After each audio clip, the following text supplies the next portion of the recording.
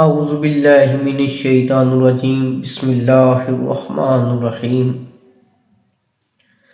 بے شمار درود و سلام آقائے دو جہاں صلی اللہ علیہ وآلہ وسلم پر۔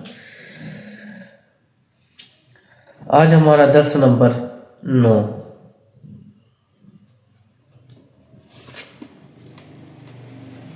آج ہم پچھلے درس کی کچھ تشریح کریں گے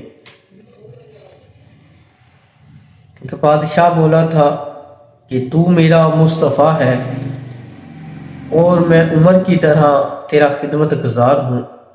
اس میں بھی کچھ راز چھپے ہوئے ہیں، اب وہ راز انشاءاللہ میں آپ کو بیان کروں گا۔ ہم خدا سے ادب کی توفیق چاہتے ہیں اور بے ادب ہمیشہ خدا کے فضل سے محروم رہتا ہے۔ بے ادب صرف خود کو ہی خراب نہیں کرتا بلکہ بعض اوقات سارے عالم میں آگ لگاتا ہے۔ مولانا صاحب نے جو یہ بات تھی اس میں کہنا یہ چاہ رہے تھے کہ ادب جو ہے نا وہ انسان کو بہت مقام اوپر لے جاتا ہے۔ جو بے ادب ہوتا ہے وہ اپنی بے ادبی کی وجہ سے بہت سے لوگوں کو لے ڈوبتا ہے۔ بنی اسرائیل کو آسمان سے دسترخوان آتا تھا۔ موسیٰ علیہ السلام کی قوم میں سے چند بے ادبوں نے کہا لہسن اور مسور کیوں نہیں آتے؟ ان کا یہ کہنا تھا کہ لہسن اور مسور کیوں نہیں آتے۔ یہاں کہتے ہیں کہ آسمان سے غذا آنی بند ہو گئی، پکی پکائی چیز آ رہی تھی، جنت سے دسترخوان آ رہے تھے، لیکن چند بے ادبوں کی وجہ سے وہ بھی بند ہو گئے۔ یہ مثال دے رہے ہیں مولانا صاحب وہاں پہ۔ آسمان سے غذا آنی بند ہوگی، کھیتی کھدال اور درانتی کا غم گلے پڑ گیا۔ یہاں پہ یہی کہہ رہے ہیں کہ پہلے پکا پکایا آ رہا تھا، اب کھیتی باڑی کرنی پڑ گئی، محنت کرنی پڑ گئی۔ اب ہم اپنا حال دیکھ لیں تو ہمیں بھی یہی سب کچھ کرنا پڑ رہا ہے نا، ہمیں بھی محنت کرنی پڑتی ہے، ہمیں بھی اب کمانا پڑتا ہے۔ ہو سکتا ہے اگر وہ بے ادبی نہ کرتے تو آج ہم بھی ادب والوں کی نسبت سے آج جنت کے پھل کھا رہے ہوتے۔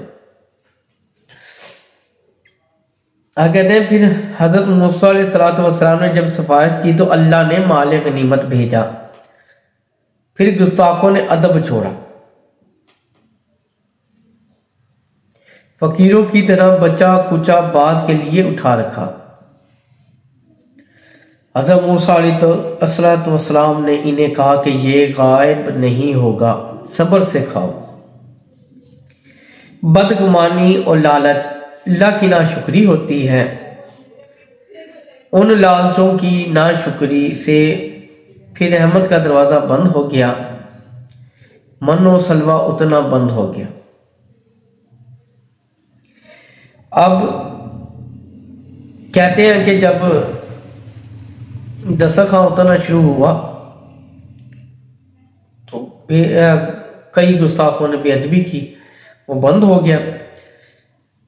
پھر بھاگے حضرت موسیٰ علیہ السلام کی بارگاہ میں کہ جی حضور دعا کیجیے اب کچھ چھوٹ۔ اللہ پاک نے فرمایا دسترخوان تو نہیں لیکن مال غنیمت بھیجوں گا، اس میں سے جتنا ہو سکے مال آئے گا، اس میں سے کماؤ کھاؤ جتنا بھی ہو سکتا ہے۔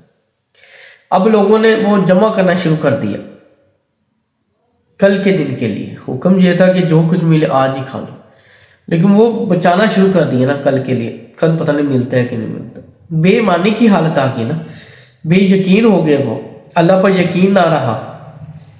یہاں پر ایک سبق تو ہمیں یہ ملا، یہ ایک راز ہے، ایک مقصد ہے۔ ایک تو اللہ پاک پر یقین رکھنا ہے کہ ہمیں جو کچھ ملتا ہے اللہ تعالیٰ کی طرف سے ملتا ہے، جو اللہ نے وعدہ کیا وہ ملے گا۔ یعنی کہ روزی کا وعدہ اللہ پاک نے کیا ہے تو روزی مل کے ہی رہے گی، اس سے نہ گھبرائیں کہ نہیں ملے گی۔ اللہ پاک اپنے وعدے میں سچا ہے، ٹھیک ہے نا، اس نے وعدہ کیا ہے کہ آپ کو کھلا کے سلائے گا تو کھلا کے ہی سلائے گا، بھوکا نہیں سلائے گا انشاءاللہ۔ تو یہ یقین رکھیں، یہاں پر ایک راز تو یہ ہے، ٹھیک ہو گیا نا، کہ اللہ پر یقین رکھیں کہ وہ ضرور دے گا۔ اور اس میں ایک اور راز کہ کل کے لیے جو ہم بچا کے رکھ کے بے یقینی کی حالت میں ہو جاتے ہیں، یعنی بدگمانی اور لالچ اور اللہ کی ناشکری یہ ہوتی ہے۔ کہنے کا مطلب ایک بدگمانی کہ اللہ تعالیٰ پتہ نہیں بھیجے گا کہ نہیں بھیجے گا، دوسرا لالچ بس اور مل جائے اور جمع کر لیں اور مل جائے، لالچ بری بلا ہے، پھر یہ اللہ کی ناشکری ہوتی ہے ان چیزوں میں۔ ان لالچیوں کی ناشکری سے پھر رحمت کا دروازہ بند ہو گیا، من و سلوہ اترنا بند ہو گیا، زکوٰۃ نہ دینے پر ابر آنا بند ہو گیا، زکوٰۃ نہ دینے پر یعنی کہ برسات ہونا بند ہو گئی، اور زنا کاری سے اطراف میں وبا پھیل گئی۔ اچھا، یہاں پہ ایک راز، دو راز بہت ہی جو مولانا صاحب نے اہم بیان کیے۔ ایک تو زکوٰۃ نہ دینے پر جو لوگ زکوٰۃ نہیں دیتے ان لوگوں پہ رحمت کا دروازہ بند ہو جاتا ہے، یعنی وہ زکوٰۃ دینے کے حقدار ہوتے ہیں لیکن دیتے نہیں۔ اب کئی لوگ جب بات ہوتی ہے تو وہ کہتے ہیں جی ہم نے دیکھا ہے کہ لوگ زکوٰۃ نہیں دیتے لیکن ان کے پاس پیسہ وافر ہوتا ہے، پیسہ بہت زیادہ ہے ان کے پاس، مال بہت زیادہ ہے ان کے پاس۔ دیکھیے اب کبھی بھی یہ تشبیہ مت دیجیے رحمت کو مال کے ساتھ، رحمت ایک علیحدہ چیز ہے، مال کی کثرت ایک علیحدہ چیز ہے۔ اگر مال کی کثرت برکت ہوتی تو سرکار مدینہ صلی اللہ علیہ وسلم کے پاس بہت زیادہ مال ہوتا، ٹھیک ہے نا، تو وہ برکت نہیں ہوتی۔ جو نہیں دیتے ان پر بھی اس کا وبال آتا ہے، وہ کسی صورت میں بھی آ سکتا ہے، بیماری کی صورت میں آ سکتا ہے، یا کسی بھی طرح ان پر اس چیز کا وبال آ سکتا ہے۔ دوسرا راز زناکاری سے اطراف میں وبا پھیل گئی۔ اب زنا ایک ایسی بیماری ہے جس سے انسان دو کام ہے جی، ایک تو انسان بہت بری بیماری ہے، ایسی وبا جس طرح ہمارے یہاں کچھ دن پہلے یا کچھ عرصہ پہلے کرونا کا ایک وائرس آیا تھا، وہ بھی ایک وبا تھی نا، کرونا آیا، پھر اس کے بعد اس کی کئی قسمیں شکلیں ہوئیں۔ اب وہ بھی ایک تو زناکاری بھی اس کا ایک عمل دخل ہے کہ بہت زیادہ ہو رہی ہے، تو یہ بھی ایک عمل اس میں شامل ہو جاتا ہے کہ زناکاری کی وجہ سے بھی وبائیں پھیلتی، بیماریاں پھیلتی ہیں، وبا پھیلنا، ٹھیک ہو گیا۔ اور زناکاری سے دوسرے نمبر پہ جو مسئلہ ہوتا ہے، یہ کہتے ہیں کہ زنا کرنے سے رزق کی تنگی ہوتی ہے، جو لوگ زنا کرتے ہیں ان کی روزی تنگ کر دی جاتی ہے۔ تو اب آپ اندازہ کریں یہ روحانی بیماریاں ہیں اصل میں۔ مولانا صاحب یہاں پہ ہمیں جو درس دے رہے ہیں ان میں ہمارے لیے راز چھپے ہوئے ہیں۔ تو اب ہمیں کس سے بچنا؟ ایک زناکاری سے بچنا ہے کہ ہم زنا سے بچیں، دوسرے نمبر سے ہم زکوٰۃ وقت پر ادا کریں تاکہ اس کی رحمت کے حقدار بنیں، ٹھیک۔ تیسرے نمبر پر کبھی بھی اللہ پر بے یقینی مت کیجیے، اللہ پر یقین رکھنا ہے کامل اکمل کہ اس نے روزی دینی ہی دینی، پھر غیب سے بھی دروازے کھل جاتے ہیں۔ تیسرا سبق، اور اس سے پچھلا سبق جو ایک اور وہ ہے با ادب با نصیب، بے ادب بے نصیب، یعنی ادب والے ہمیشہ فصل لے جاتے ہیں، بے ادب ہمیشہ بے نصیب رہ جاتے ہیں۔ ایک تو یہ، دوسرا اب اگلا راز ناشکری، کہ اللہ پاک کی ناشکری نہیں کرنی، ناشکری کرنے والا اللہ کو نہیں پسند۔ جب بھی برا وقت آئے تو بدگمانی اور اللہ تعالیٰ کی ناشکری نہیں کرنی کہ ہمارے حالات اس طرح ہو گئے یا کچھ اس طرح ہو گیا، اللہ اب ہم کیا کریں، اب ہمارے ساتھ کیا ہوگا، یہ کیا ہو گیا، یہ چیزیں نہیں کرنی، اللہ پاک کا شکر ادا کرنا ہے، ٹھیک ہو گیا۔ چلیں اب یہ یہاں تک راز سے اب آگے چلتے ہیں۔ یاد رکھ تجھ پر بھی جو غم کی اندھیریاں کبھی آتی ہیں تو بے باکی اور گستاخی کی وجہ سے بھی ہیں۔ جو کوئی دوست کے راستے میں بے باکی کرتا ہے مردوں کا راہزن بنا۔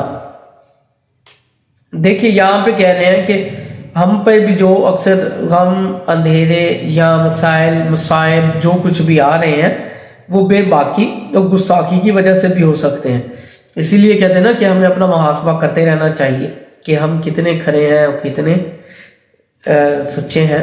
یہ چیز بھی دیکھنا چاہیے. آسمان ادب سے پر نور بنا اور ادب ہی کی وجہ سے فرشتے معصوم اور پاک کہلائے. شیطان گستاخی کی وجہ سے مردود ٹھہرا. اب یہاں پر دیکھیں ادب کی وجہ سے، ایک ادب کی اب یہاں پہ مثال دے رہے ہیں مولانا صاحب کہ کہہ رہے ہیں کہ ادب سے جو تھا نا آسمان پر نور بنا، فرشتوں کو معصوم کہہ دیا گیا، وہ پاک ہو گئے. اور جس نے گستاخی کی وہ اپنے مقام سے نیچے گر گیا. شیطان جو فرشتوں کا سردار تھا وہ کس وجہ سے؟ گستاخی کی وجہ سے اپنے مقام سے گر گیا. آگے مولانا صاحب کہہ رہے ہیں سلوک کے راستے میں گستاخی کرنا حیرت کی وادی میں ڈوب جانا ہے. یہ ایک بہت بڑا راز ہے. کہتے ہیں نا جی ہم نے ایک درویش دیکھا جو بس گمسم ہے، نہ کسی سے بات ہے، نہ کچھ ہے، نہ کچھ، نہ وہ کسی سے بولتے ہیں، نہ وہ کسی سے باتیں کرتے ہیں. تو دیکھیں یہاں پہ پتہ کیا بات ہے، یہاں پہ یہ درویشوں کا علم ہے. اب کہنے کا مطلب یہ ہے کہ سلوک کی منزل میں نا کچھ لوگ جب حضرت محی الدین چشتی اجمیری رحمۃ اللہ کی بارگاہ میں نا ایک عالم دین مرید ہونے کے لیے آئے، آپ نے کہا بھی آپ ہمارے مرید نہ ہوں، بہتر یہی ہے. اس نے بڑا زور کیا، اصرار کیا، اور کافی دیر یہ اس کا اصرار چلتا رہا. تو سرکار خواجہ محی الدین چشتی اجمیری رحمۃ اللہ نے فرمایا ہم آپ کو ایک شرط پہ بیعت کر سکتے ہیں، اگر تم محمد رسول اللہ صلی اللہ علیہ وسلم کی جگہ پڑھو خواجہ محی الدین چشتی اجمیری پہلے کلمے میں لا الہ الا اللہ محمد رسول اللہ کی جگہ. اس نے پڑھ لی. جیسے اس نے پڑھا مولانا صاحب نے کہا کہ نعوذ باللہ، خواجہ صاحب نے کہا نعوذ باللہ میں نبی نہیں ہوں، لیکن یہ پڑھانا اس لیے ضروری تھا کہ سلوک کی منازل میں بعض مقام ایسے آ جاتے ہیں جہاں پہ مرشد کے بغیر گزارا نہیں ہوتا. وہاں پہ مرشد ہی انسان کو آگے لے کے جا سکتا ہے. تو وہاں پہ کاملیت و یقین ہونا چاہیے مرشد پر.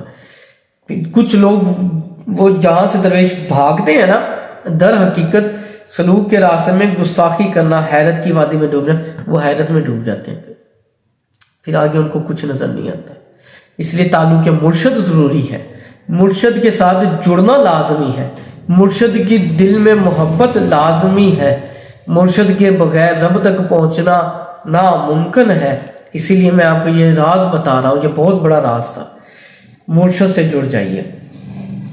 پھر آگے مولانا صاحب کہتے ہیں فرشتوں نے آدم کے خلیفہ بننے پر سجدہ کر دیا، لیکن شیطان گستاخی کی وجہ سے مارا گیا. دیکھیں فرشتوں نے حضرت آدم علیہ السلام، اللہ کا حکم تھا نا، جہاں پہ حکم آ جائے ہمیشہ جو ادب ہے نا اس سے برتری حکم لے جاتا ہے. اب یہاں پہ ایک سوال تھا کہ شیطان اپنی جگہ ایک جگہ ٹھیک تھا، اس نے کہا جی اے اللہ سجدہ کرنے کا حکم صرف آپ کا، سجدہ کرنے کا جو ہے میں چاہتا ہوں کہ سجدہ صرف آپ کو کیا جائے، ہم کسی کو سجدہ کیوں کریں؟ تو واحد ہے، تو مالک ہے، تو احد ہے، اس نے بہت کچھ دلیلیں دی. مالک سجدہ تجھے صرف، میں اس مٹی سے بنے ہوئے بت کو سجدہ نہیں کرتا. تو اللہ پاک نے فرمایا میں کہتا ہوں سجدہ کر نہیں جی، میرا اندر گوارا نہیں کرتا. اب یہاں پہ بہت سارے راز ہیں. ایک راز دیکھیں شیطان کو اس وقت بھٹکانے والا کون تھا؟ اس وقت کوئی اور شیطان تو تھا نہیں، پھر کس چیز نے شیطان کو بھٹکایا؟ اب یہ ایک راز، وہ تھا نفس. اب ہمارے اندر جو موجود دو دشمنوں سے ہماری لڑائی ہوتی ہے، ایک نفس سے اور دوسری شیطان سے. وہ کہتے ہیں نا گھر کا بھیدی لنکا ڈھائے، گھر کا بھیدی لنکا ڈھائے. یہ گھر کا بھیدی جو ہے نا وہ نفس ہے. مرشد پاک اولیاء اللہ سب سے پہلے اس کو قابو کرنے کی ترغیب دیتے ہیں کہ اس کو قابو کس طرح کرنا. اسے قابو کر لو انشاءاللہ پھر وہ کیسے ایک حدیث مبارک ہے یا بزرگوں پر کہتے ہیں کہ ایک قدم اپنے نفس پر رکھو، دوسرا جنت پہ. اچھا شیطان نے اس وقت جو باتیں کی وہ بالکل ٹھیک تھی، لیکن دیکھیں ادب سے، اب اسی ٹاپک کی طرف آ رہے ہیں ادب کے، لیکن حکم جو ہے وہ ادب پر فوقیت لے جاتا ہے.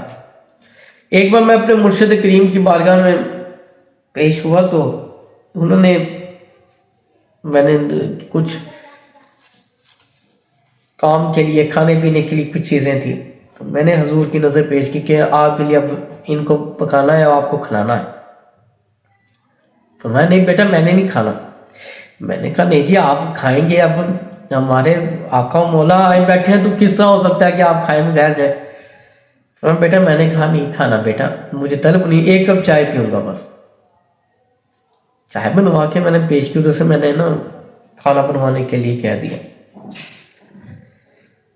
مرشد پاک نے کہا مجھے بلایا تو کہتے بیٹا یہ سبق اس وقت میرے آقا نے مجھے پڑھایا.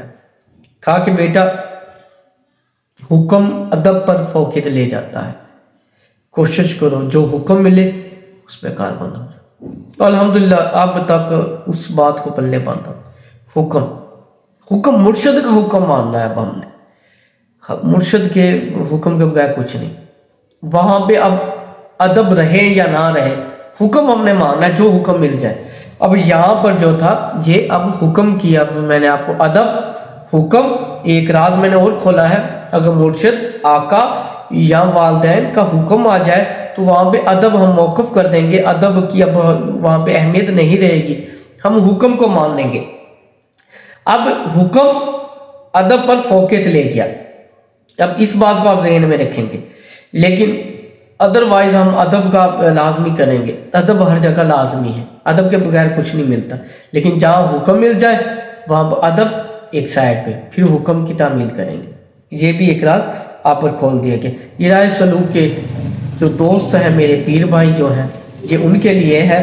یہ بہت ہی ایک راز کی باتیں ہوتی ہیں جو میں ان کے ساتھ کھول رہا ہوں. اللہ پاک مزید برکات عطا فرمائے. اب ہم جب آگے چلیں گے، اگلا جو ہمارا لیکچر 10واں آئے گا اس میں ہم پھر مہمان اور جو بادشاہ کا قصہ تھا اس کی طرف آئیں گے. لیکن میں نے مناسب سمجھا کہ اس راز کو بھی یہاں پر اوپن کر دیا جائے. تو اس کے بعد میں آپ سے اجازت چاہوں گا. اپنی دعاؤں میں مجھے بھی یاد رکھیں کہ اللہ پاک یہ مثنوی منع روم کا جو راز ہے وہ مجھ پہ بھی کھول دے، میرے سینے کو بھی روشن کر دے تاکہ میں مزید آسانی سے اس کو بیان کر سکوں. اسی بات سے میں اجازت چاہوں گا، اور یہ بات کہ ہمارے چینل کو سبسکرائب کریں اور نئی آنے والی ویڈیوز بھی بڑی توجہ سے سنا کریں تاکہ آسانی ہو، اور دوستوں کے ساتھ لازمی شیئر کیا کریں تاکہ آپ بھی اس ثواب میں شامل ہو سکیں. اجازت دیجیے. السلام علیکم ورحمۃ اللہ وبرکاتہ.